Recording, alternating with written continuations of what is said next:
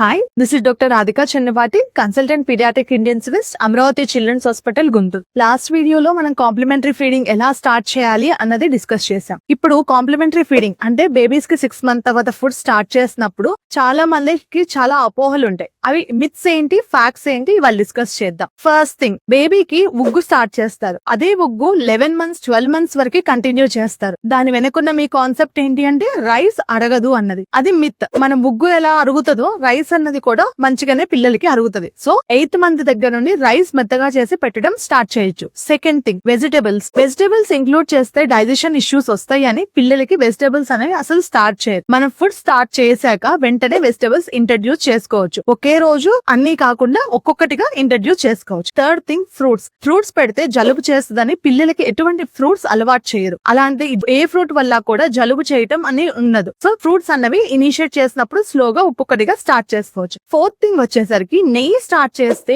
జలుబు ఉంటది అని చెప్పి గీ అన్నది యాడ్ చేయరు. అది మిత్. ఫ్యాక్ట్ ఏంటి అంటే గీ అన్నది వాళ్ళు తినే కొంచెం ఫుడ్ లో ఎక్స్ట్రా క్యాలరీస్ ని ఇస్తుంది. సో గీ అన్నది 6 months నుండి బేబీస్ కి యాడ్ చేసుకోవచ్చు. ఫిఫ్త్ థింగ్, వాటర్ పడితే బేబీస్ కి జలుబు చేస్తుంది, మోషన్స్ అవుతాయి అని చెప్పి వాటర్ స్టార్ట్ చేయరు. ఎప్పుడు సాలిడ్ స్టార్ట్ చేసినా ఎవ్రీ సాలిడ్ తర్వాత వాళ్ళకి సిప్స్ ఆఫ్ వాటర్ అలవాటు చేయాలి. వాటర్ కంటెంట్ బాగా ఉంటేనే, లీఫీ వెజిటబుల్స్ ఇంక్లూడ్ అయితేనే డైజెషన్ అన్నది బాగుంటుంది. సో ఫుడ్ స్టార్ట్ చేసేటప్పుడు అన్ని కూడా ఈక్వల్ గా ఉండేలాగా చూసుకొని స్టార్ట్ చేయాలి. Thank you.